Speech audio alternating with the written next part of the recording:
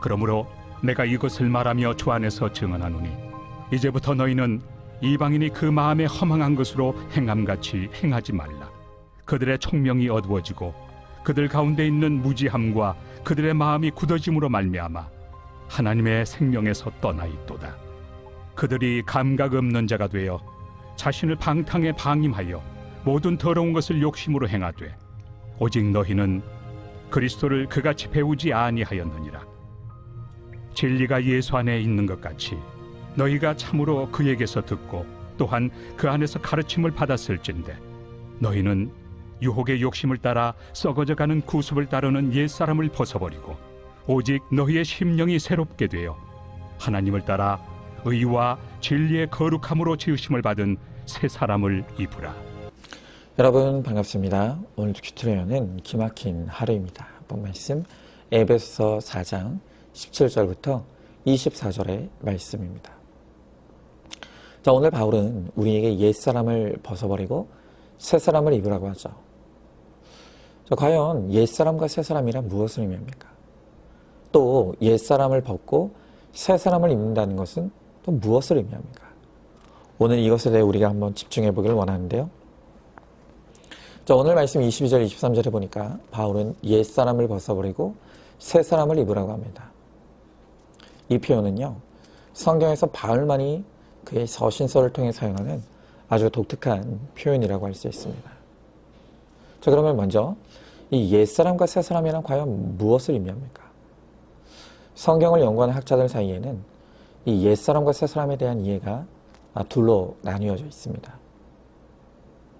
한편에서는 옛사람과 새사람이라는 것이 이미 구원받는 성도들 내면에 공존하는 두 자아를 의미한다고 생각합니다.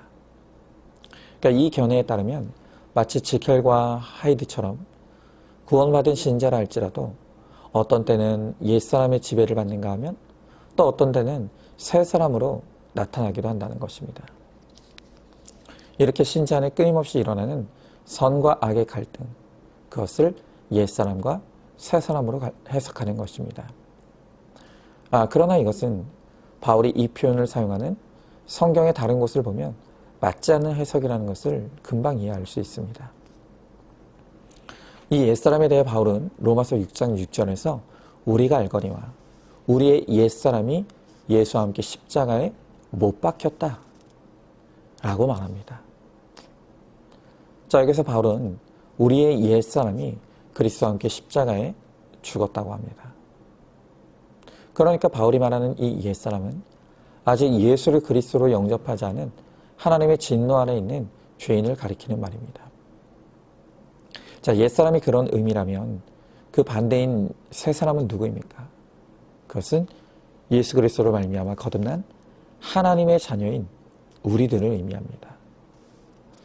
우리는 다 과거에 예수를 알지도 믿지도 않으면서 죄를 물처럼 공기처럼 먹고 마시며 하나님의 진노 아래 살아가던 죄인들이었습니다.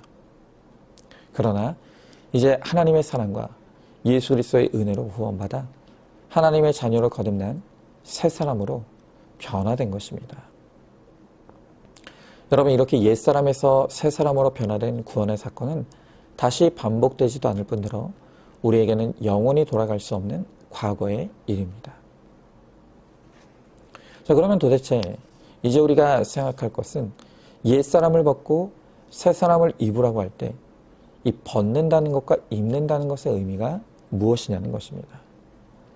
여러분, 그것은 바로 이제 구원받은 성도가 그 다음에 이루어야 될 성화, 즉 거룩을 의미하는 것입니다.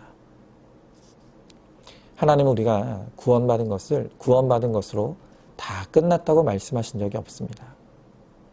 구원받은 하나님의 사람들은 이제 또 다른 단계로 나아가야 합니다. 그것은 구원받은 하나님의 사람이 합당한 삶의 거룩을 이루는 것입니다.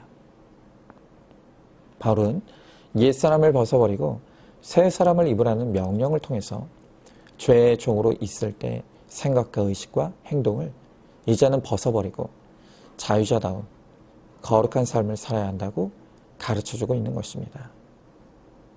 자, 그러나 우리가 비록 십자가의 은혜로 거듭난 하나님의 자녀들이 되었지만 과거에 이 사단의 종로로 타던 그 죄된 본성과 또 습관이 여전히 우리 안에 잔존하고 있고 또 그것에 지대한 영향이 우리 안에 존재하는 것이 사실입니다. 제가 어떤 목사님의 설교를 들으니까 거듭난 신자가 죄의 영향을 받는 상태를 이 시차에 비유하는 것을 들었습니다. 우리가 비행기를 타고 해외에 갈 때가 있죠. 그런데 나라마다 시차라는 것이 존재합니다. 그러다 보니까 몸은 그 나라에 옮겨갔지만 시차에 적응이 안 돼서 피곤하고 졸리는 경험을 하는 것이죠. 그러니까 지금 우리의 상태가 딱 그런 상태라는 것입니다. 이제 우리가 예수 그리스도로 말미암아 사단의 나라에서 하나님의 나라로 옮겨졌습니다. 하지만 여전히 우리 몸에는 예전에 사단의 종로로 타던 그 영향력이 남아 있습니다. 그래서 아직도 죄에 끌리고 죄를 좋아하는 이 본성이 남아 있는 것입니다. 유명한 고전 영화죠. 이 쇼생크 탈출이라는 영화가 있습니다. 이 영화에는 흑인 배우 모건 프리먼이 맡은 레드라는 한 인물이 나옵니다. 레드는 10대 후반 시절에 강도와 살인을 저지르고 감옥에 종신형을 받고 갇히게 되었습니다. 그러면서 무려 40년을 감옥 안에서 죄수로 보내면서 어느새 할아버지가 된 것이죠. 그런데 그가 40년 만에 가석방 심사를 받고 세상 밖으로 나오게 되었습니다. 자, 그런데 그렇게 자유를 갈망하며 석방되기를 바랬던 레드인데 막상 세상에 나와서는 그 자유를 전혀 누리지 못합니다. 왜냐하면 그는 40년을 감옥 안에 자유를 박탈당해 살면서 소변도 간수의 허락하에 보는 것에 너무나 익숙해져 있었기 때문입니다.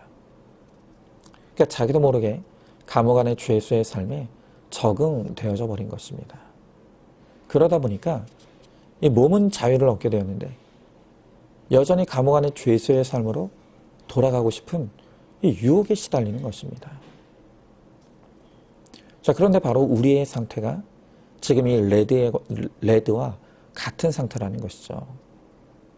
이미 과거에 사단의 이 죄의 종으로 살아가던 우리의 신분은 없어졌습니다.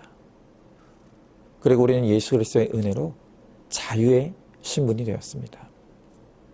그런데도 여전히 우리 안에는 이 죄의 종으로 살아가던 그 시절에 악한 생각과 마음과 삶의 이 관습에 매여 있는 것입니다.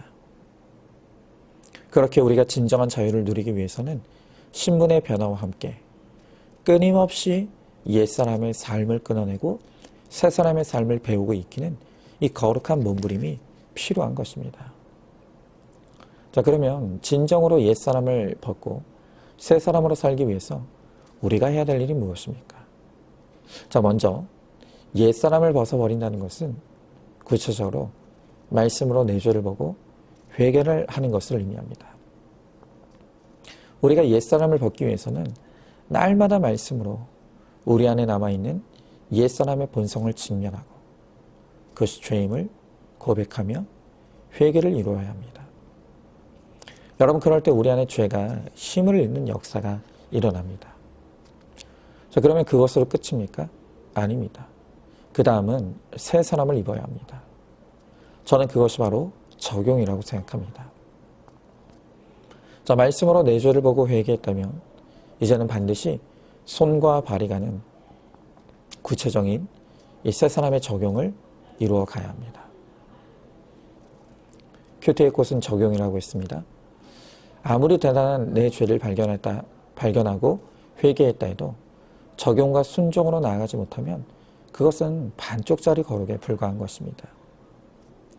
반드시 죄에 대한 회개가 이루어졌다면 이제 그 다음에는 손과 발이 가는 구체적인 적용이 올 때에 하나님의 자녀다운 삶을 살아내야 하는 것입니다. 바로 그렇게 될 때 온전한 거룩의 사람이 되어서 그 안에 사명을 이루는 복된 인생이 될 수가 있는 것입니다. 언젠가요? 제가 가정에서 가정 예배를 드리다가 갑자기 자녀들이 저를 향해 이 성토대회가 벌어졌습니다. 먼저 포문을 연 것이 제 둘째 아들이었습니다. 저에게 대뜸 하는 말이 어릴 적에, 지금도 어리지만 그 아이 생각해 어릴 적에 아빠에게 혼이 나고 벌을 썼던 기억이 생생하다는 것입니다. 그러면서 그때 아빠가 자신에게 소리를 지르며 벽을 바라보며 오랫동안 서 있게 했던 것을 이야기했습니다. 그 모습을 굳이 재현까지 해가면서 그때 아빠로 인해서 상처받았던 것을 고백했습니다. 그러자 이번에는 첫째 아들의 손을 번쩍 들더니 나도 당했다고. 아빠가 나에게도 똑같이 했고 심지어 자신은 손까지 들게 했다고 목에 핏대를 세우며 분노를 표현했습니다. 졸지에 제가 비난의 대상이 됐습니다. 그러나 그 아이들의 고발을 통해 여전히 제 안에 옛사람의 혈기와 분노가 있다는 것이 인정되었고 제가 아이들의 마음에 상처를 준 가해자라는 것도 깨달아졌습니다. 그래서 그날 아이들에게 사과를 하고 다시는 큰 소리로 화를 내거나 혈기 부리지 않고 벌 세우기가 아닌 말씀으로 각자의 죄를 보고 회개하기로 다짐을 했습니다. 여러분, 이렇게 저도 날마다 옛사람을 벗고 새사람을 입는 이 거룩의 작업을 이어가고 있습니다. 그리고 이것은 우리 모두의 평생의 작업이고 삶이 되어야 합니다.